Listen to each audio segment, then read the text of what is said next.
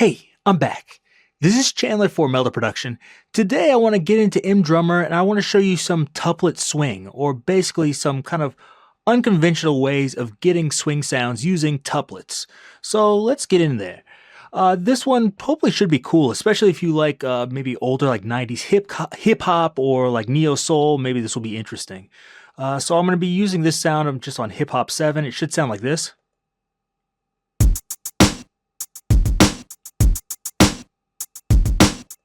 Okay, so just that sound, nothing too extravagant.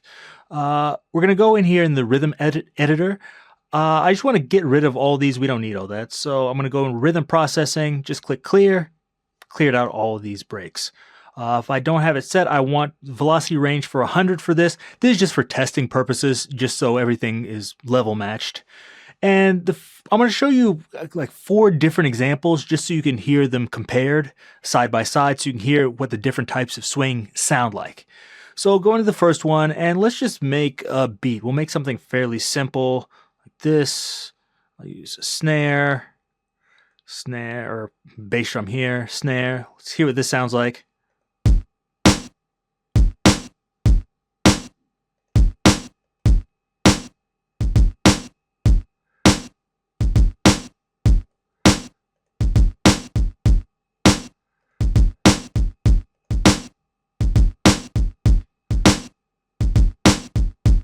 Okay, so this is sounding like hopefully somewhat decent drum pattern. So it's hip hop. I want to do the hi-hat here, and I'm not going to do too many dynamics here because I don't want you thinking like, oh, I'm doing a bunch of stuff with the velocity and that's what's making it sound different. I'm just going to draw straight across, same velocity, and it sounds like this.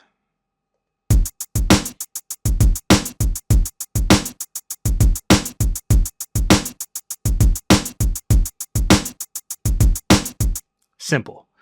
Now for this, if you want it to swing, it's very easy to just go over here to the shuffle and we can start moving this around like this.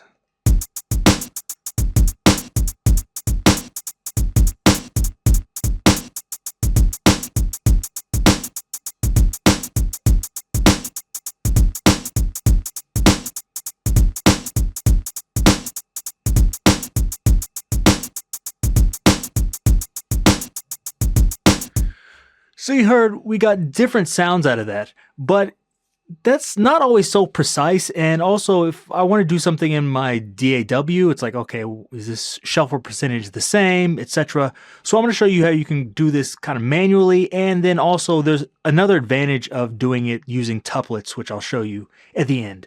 So we're going to take this same drum pattern here, we're going to copy it, and we're going to paste it. So let's paste it down here. This one's on G. Let's move to D here. Paste. And what we want to do is let's convert this into triplets or triplet swing. So now if you see here with quantization, I see it's like, oh, it's on 2. What I want to do is move this to 3. So this is triplets. Boom. And you're like, okay, I don't see much difference. But you see the grid lines changed, and we're going to just zoom in there.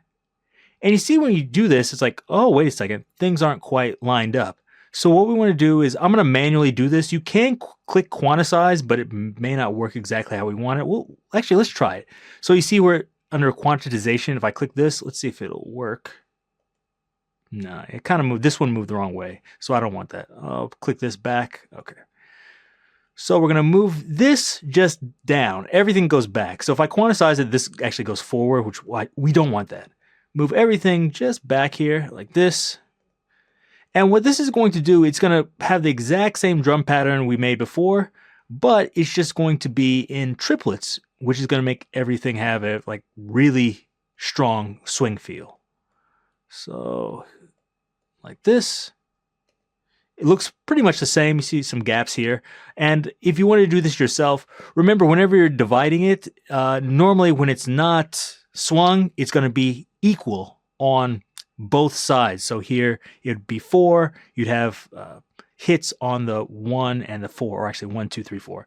Here you want slightly large gap on the first one and no gap for the second one. So here's what it sounds like. I don't know if I explained that well, but anyways, here it goes. Let's listen to the sound.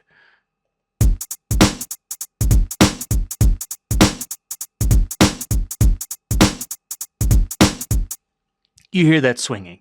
Let's hear them back and forth. So this is straight and the other one swung. So G is straight.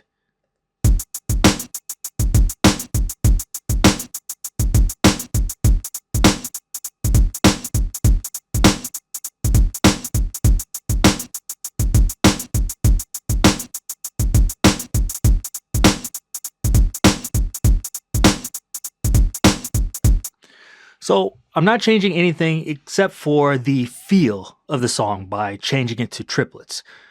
Let's move this and do something a little bit more advanced. So that one I showed you how to do this with triplets. The same thing is going to apply when we move this here. We're going to copy and paste it. Oh, don't do that. Copy and paste. We have the same 16th notes. We're on that triplet grid.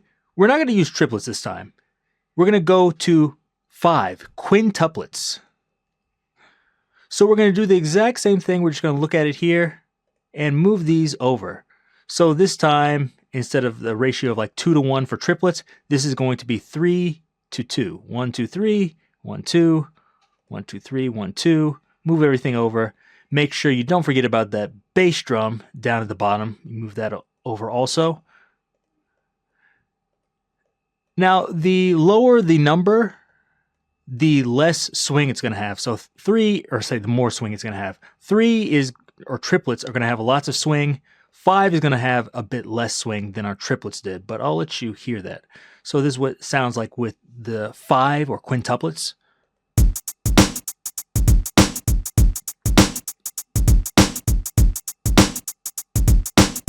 Let's compare these.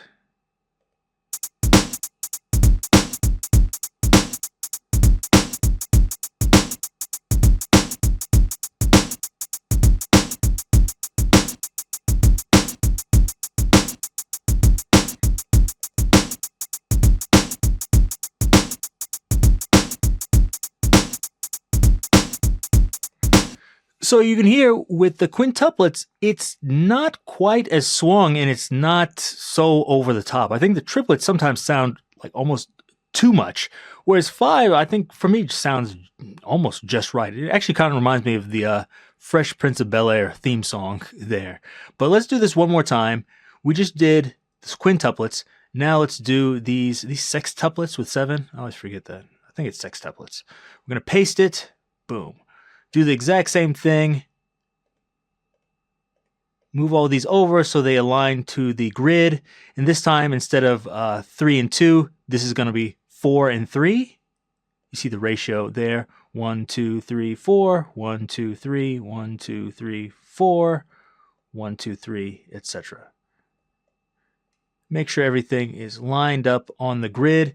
And as I said before, the higher the number, the less swing you have there. So instead of going up here with 16th notes and moving the shuffle around, we can do this a little bit more precisely by using these sextuplets. It is sextuplets, right? Not septuplets. I always get those confused. Anyways, let's listen to it.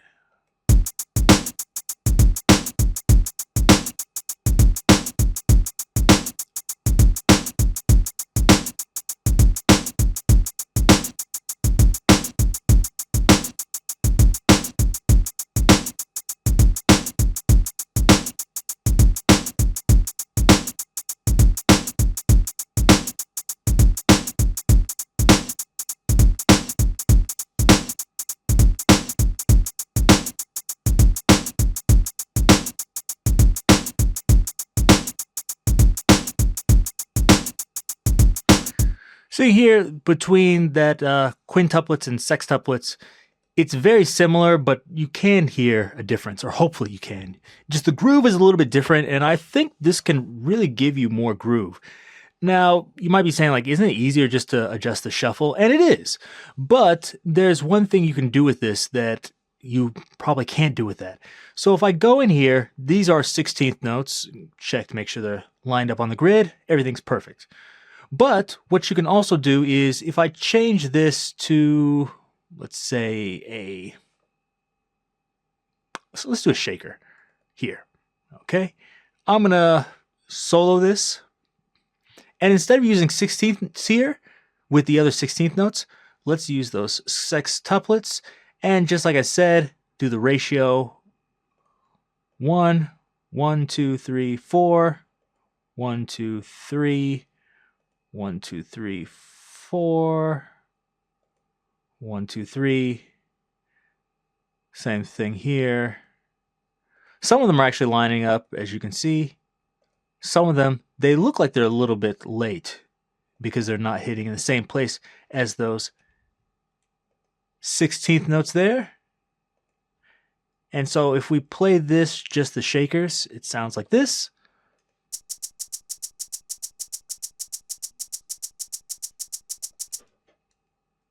Okay, and you might be wondering, like, isn't this going to sound crazy having these together? But let's listen to it, see if it sounds crazy.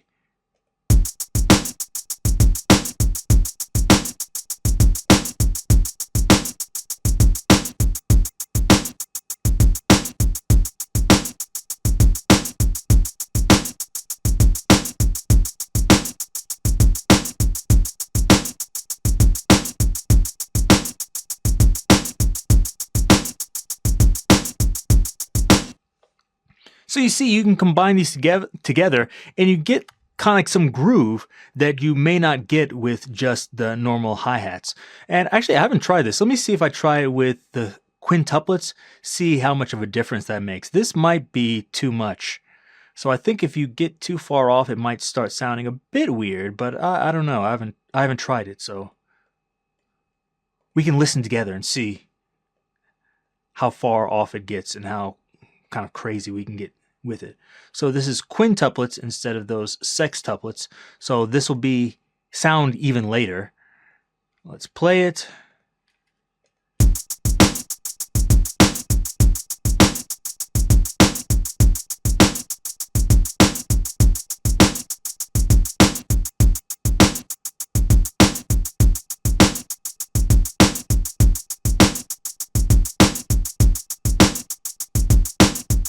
Sounds perfectly all right to me. I'm not really hearing anything that sounds bad. And let's even try with 16th notes. That's getting even like lazier here. So move this back, move this back. I kind of wonder if this will be too far or not.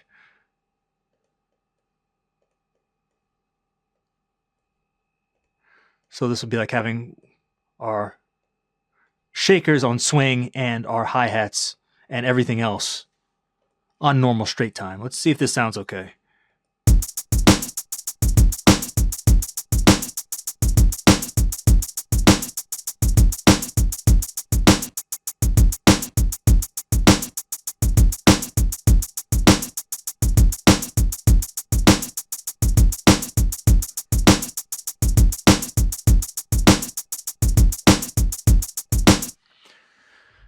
That sometimes sounds good, sometimes it sounds a little bit shaky to me, but I think you get the idea. So with this, you can combine these kind of swung rhythms in one instrument with straight rhythms in a different instrument. So this might be worth, looking into, because you might want, kind of want my shakers to have a bit more groove, or even though I'm messing with the velocities, they're still not sounding quite right. And of course, you can try to move it off the grid by using the offset or something, but I think this is easier and it gets you a better groove just to use the quintuplets or sextuplets to move those around. So hopefully this gave you an idea of how you can kind of improve your groove or try a new type of groove. Like I said, 90s hip hop used this a lot, especially like the producer Jay Dilla used this type of thing a lot. But you can use it in really any genre of music, so feel free. If you like this, give me a thumbs up. If you have any questions, leave that down below, and be sure to check out Melda Production for all the other plugins. Until next time, see you.